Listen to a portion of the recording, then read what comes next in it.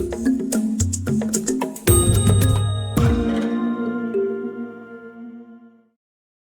guys, it's the MedStudier here today, and we're going to be looking at allergy and hypersensitivity, and specifically its relation to asthma. So what is allergy and hypersensitivity? Hypersensitivity is specifically an overreaction of the body to harmless molecules, which results in an immune response, hence leading to inflammation and tissue damage. So this can be anything that's not a pathogen, but also not yourself. Allergy, on the other hand, is just a branch of hypersensitivity, and it specifically refers to IgE-mediated hypersensitivity reactions. One specific type of allergy includes asthma, which is a chronic inflammatory condition. So now let's have a look at the different types of hypersensitivity reactions. So there are 4 different types, which are conveniently named Type 1, Type 2, Type 3, and Type 4. 3 of these reactions, i.e. 1, 2, and 3, are antibody-mediated, whereas number 4 is more cell-mediated reaction. Type 1 is mainly what we're going to be looking at in this video, as it's involved in asthma. So here, IgE, which is a specific antibody, will bind to mast cells, which is a specific immune cell. Now let's have a look at how asthma occurs in a bit more detail. So for this reaction, there are 2 main steps. First of which is initial sensitization. This is when the allergen is initially exposed, so the first contact of the allergen. The allergen can be anything, so this includes pollen, dust, air pollution, cigarette smoke, chemicals, or even drugs, such as aspirin and NSAIDs. So here I've drawn the allergen in orange, our dendritic cell in yellow, which binds to the allergen. The dendritic cell will then travel to the lymph node, where antigen presentation occurs. This then allows T helper cells to activate the B cells and therefore secrete the antibody IgE. The IgE will then bind onto the mast cells via the Fc epsilon receptor 1 using cross-linking. These mast cells are now sensitized and will now line the respiratory tract. And remember, this is the initial contact of the allergen that causes the sensitization. This means that the body has now recognized the substance as something harmful. So the second stage of asthma is the exposure stage. So this is when the body is exposed to the allergen again after the initial contact, i.e. the initial sensitization. The exposure stage has 2 main parts. First is the immediate part, which is what we're having a look at right now. And then we also have the late part. So here on the screen we have the respiratory tract lining, our goblet cells, and our allergen again in orange. The allergen will bind onto the mast cells via the Fc epsilon receptor 1. This causes the release of histamine by the mast cells. The histamine will then cause smooth muscle contraction, as well as increased mucus production by the goblet cells.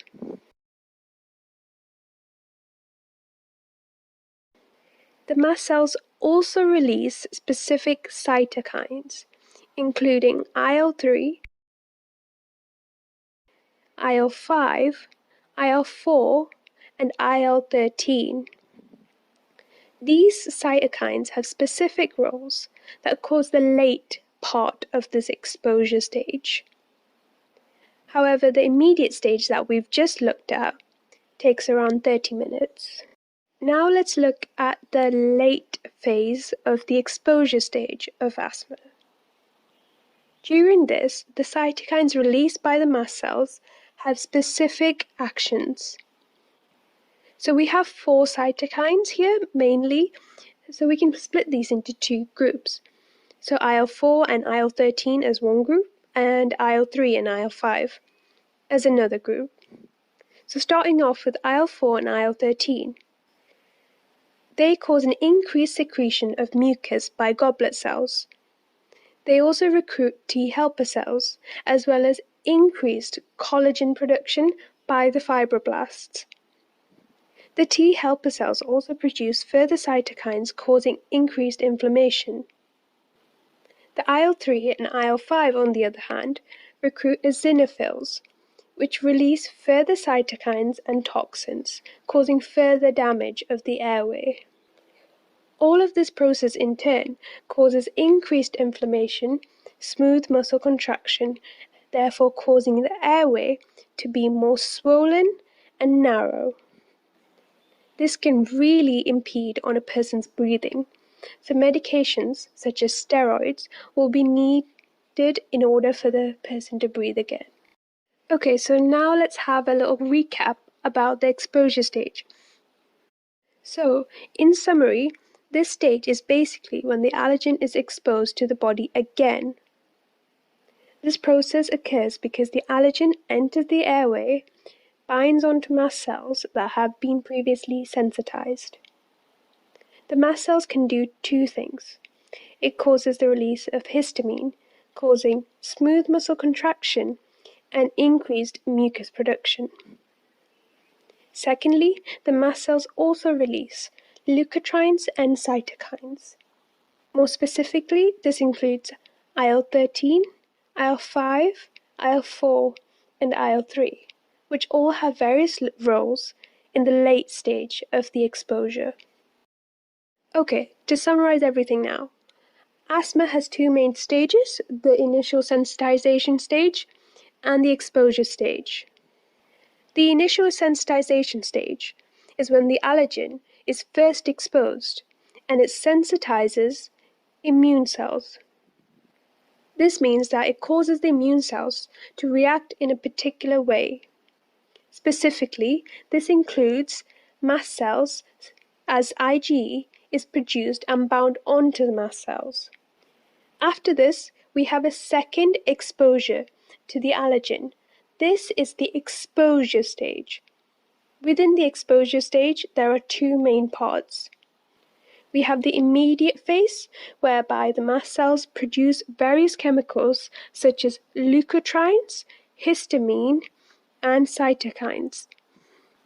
This then leads to increased smooth muscle contraction and mucus production. The cytokines also have specific roles, which will be expressed in the late phase of the exposure stage. So within the late phase, the specific cytokines will further recruit other immune cells, such as the eosinophils and T helper cells. Therefore, overall, causes increased inflammation, swelling, and narrowing of the airways, and hence causing the person to unable to breathe. So medications such as steroids would need to be administered. And that brings us to the end of this video. Hope you guys really enjoyed it. Remember to like, subscribe, and comment below. And follow me on Instagram at the MedStudier.